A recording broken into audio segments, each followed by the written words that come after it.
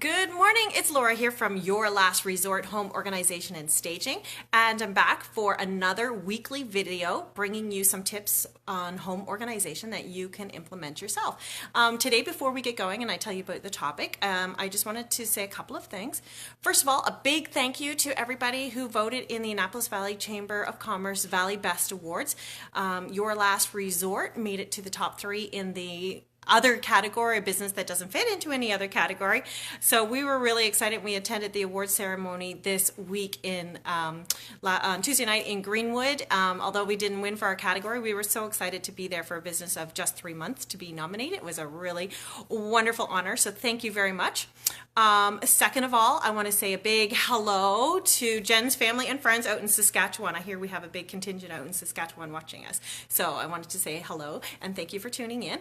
And third of all, we're trying something new today. I had coffee with a friend last week who said, you've got to fix your angle of your camera because it's too hard to see everybody in the screen at one time. So today we are experimenting with some new equipment, and hopefully that'll be a little bit better to make it easier for you to see everybody who's talking. So when I needed to experiment with equipment, I knew just the perfect guest to bring in today. So leading into today, I have my very special guest is Ann Schaffelberg Greener, who has been my best friend for what, 28 something like 28 years, yeah. I think. So, Yeah. So nothing better than testing equipment with one of your besties. And also, so I'm really excited that she's agreed to come on today.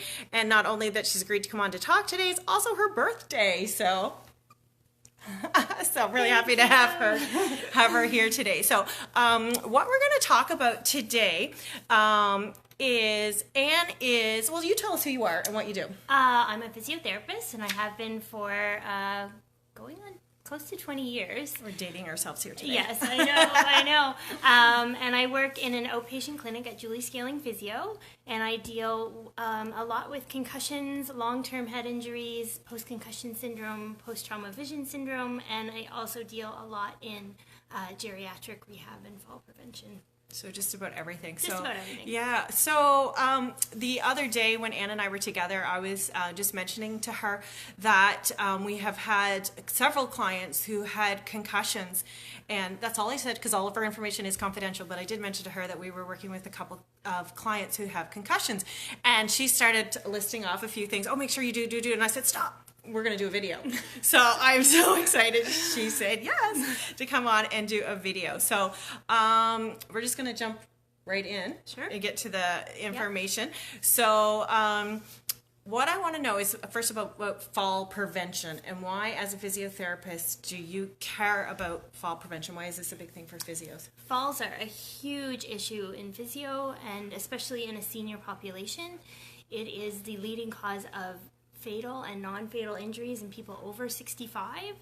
So fall prevention is a huge element of physio.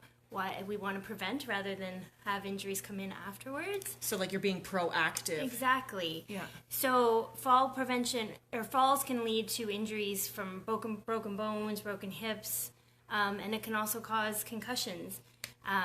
Falls also lead to anxiety and fear in seniors because they're afraid that they're going to fall again, so they often stop going out, they become isolated. So it can cause a whole host of problems that we want to try and prevent. So fall prevention is a huge issue with seniors. There's huge groups that work in fall prevention just to prevent falls because it's such a huge issue, and often when somebody falls and they're injured, it means that they can't live at home anymore, so they lose their independence. Okay, so we really want to be proactive with the fall prevention. Now, Exactly. One of the clients that we have worked with, she had a lot of stuff in her house, and she had mentioned to us that because she had so much stuff and so much clutter in her house, she was falling quite a bit, tripping over the stuff in her house. And I've heard this several times from other people in the community that having too much clutter is a problem. So do you want to talk about? Yes, so having a lot of stuff in your house is a problem, obviously, because clutter is something that you can fall over. So if you have clutter all over your floor, then you're going to be tripping over things, lots of rugs, boxes, books, I do a lot of home visits, and I've been in homes where you can barely get through the hallway because it's cluttered with furniture, too much furniture, papers, books, all kinds of things, because people accumulate a lifetime's worth of stuff. So clearing out that clutter is really important for fall prevention, preventing tripping, especially on stairs, in hallways, and also for use of equipment in those areas. If people are using walkers and canes and wheelchairs, they need adequate space to be able to use that equipment properly. Yeah, we somebody else in the community that I know recently broke their leg and had to now be on crutches in their house. So now you're discovering a whole new world of how much stuff you have. That's right. In your way. And you may not even realize it until you try and fit a walker through a doorway or a wheelchair or crutches, and how that clutter really creates a barrier in your own home. Also, how you have things organized in your home can be a barrier. So in your kitchen, if you've put all your pots and your cups and stuff really high, then you're going to be having to use stools and ladders to get to things, and that's a real fall risk too. Seniors have decreased balance, so when they're climbing up on stairs and or step stools and ladders, there's a huge fall risk too. So you want to be able to move things to where you can reach them more easily. So don't put the things up high that you're using frequently. That's right. Heavy things and things that you're using frequently, put them lower. Put dishes in drawers instead of high in cupboards, so that you can reach them more easily. You're not stretching to get them, and you're not using step stools more than you have to, because balance and issues in step stools don't generally go well together. And I've had a lot of fractures from people climbing on counters and tables when they shouldn't be. Just trying to reach stuff. Trying to reach stuff that they can't reach anymore, because often cupboards are quite high. That's interesting, because that's not something that I had thought about before. You mostly hear about like clearing the clutter so you don't trip, but you don't really think about reorganizing your kitchen and your spaces to make it safe. Yeah, it's important. Yeah, that's really interesting. So, so let's. Are we moving on to concussions, or sure? You have other things you want to say before No. that? Nope. Okay, so concussions. So, say we've worked with a couple of clients who have concussions, and one thing we really noticed was that the decision-making process was difficult, and being in certain spaces was difficult. So, do you want to just talk about? Yeah, concussions in general can come with many different symptoms. Some concussions clear up very quickly, and then there's some that go on to develop post-concussion syndrome, where the symptoms last for months or years, and you can get a lot of different symptoms. Sort of some of the main symptoms would be anxiety, headaches, cognitive issues like problems with memory or problems with decision making.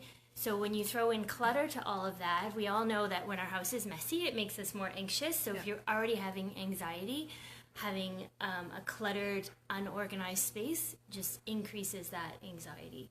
But often the idea of taking on the task of cleaning it and organizing it on your own is simply overwhelming, especially for someone who's already having difficulty making decisions and has those cognitive barriers. So having someone to help you do that is really important, but there are challenges, like you said, to doing it. You need to take more time. You're going to need more time than somebody else would. You can't make a whole bunch of decisions all at once. So you're going to have to do it in smaller chunks of time. Don't feel like you're going to take on your house in a day. Just make one decision at a time, rather than trying to ask someone, oh, do you want A, B, C, or D? Maybe just two things and decide between that. So more compact kind of decisions. Exactly. Yeah. Because making a lot of decisions at once really increases anxiety. Once the anxiety goes up, the headaches tend to increase. A lot of the other symptoms tend to increase too. So it's important to keep that anxiety down. It is going to be a slower process, and I think it's important to warn people that it is going to take a little bit longer, and that's okay. And to probably be forgiving of yourself too. Exactly. Don't worry that it's going to be longer. It's okay. And set small, achievable goals. And that don't be frustrated if you can't be at your pre-concussion state too, I'm thinking. Exactly. Yeah. There's a new normal, and that's a really hard thing to accept. You want to avoid other distractions when you're making these decisions, when you're doing the sorting and the decluttering. So you want to keep your lighting low. Often bright lights are really a trigger for people with concussions.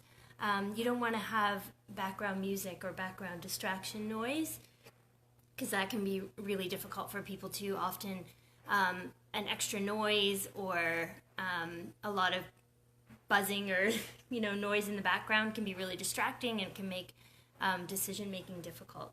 It makes all those things more difficult, especially focus and concentration. And like I said, take it slowly. But the organization is important because for a lot of people, memory problems are a big issue with concussions. Yeah, so organizing things so you know where they are can become really important, and keeping things in organized spaces can become really important because often people forget where things are. Didn't think about that aspect of having a concussion. Yeah. The memory loss, yeah. And you're going to need to take more breaks. You're going to need to stay really well hydrated and eat regularly. I know it sounds silly to say when you're decluttering and cleaning, but you can't just go all day like maybe you could before. You do need to take those breaks and allow yourself rest times. You're going to need it more than you would if you don't have that condition. That's interesting. Yeah, that's exactly what we found when working with our clients who had concussions. We just had to do small areas at a time, and they just said the whole process doing it by themselves was just completely overwhelming and just was not going to be attainable. But then when the process was finished, they were just so it's a huge happy, relief. Relief, and that they could see this space that was actually organized now and continue on.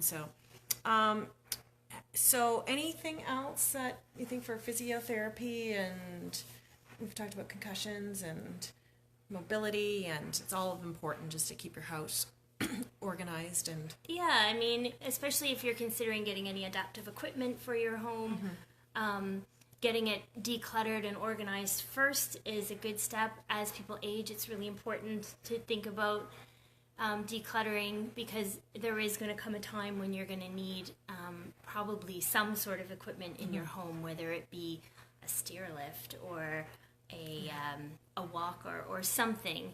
And that can be any age too, but mostly more often in seniors. So it's worth considering what do I really need to have in the home. Yeah, and to be able to age in place is one of the big Exactly. Everybody wants to stay in their own home, and one of the ways to do that is to make it as adaptable as possible. And decluttering and organizing is an excellent way to do that. Yeah, so we want to be safe and happy and organized. And so if you do need to have some organization help and need to make your space more age-friendly or mobility-friendly, or if you have a concussion or anything like that and you do need some extra hands and extra help, we are always willing to come in and give a hand and come for a free consultation too. So that's another option for you as well. Don't be afraid to ask for help when you need it. So our last question that I always ask, that I didn't tell you that I was going to ask is, so our business is called Your Last Resort, and it's about making your home into a resort. So what do you like to do at home as your peaceful resort moment? What is your I have my cozy little chair in my reading nook, and I like to curl up there and read. Yeah. I knew she was going to say that. We are, because I said it's Anne's birthday, we are having a resort day ourselves. We're going out for lunch, and we're going to try out the new Church Brewery Company in Wolfville. Then we're going to go for a pedicure at Kathy Gammon's in Port Williams.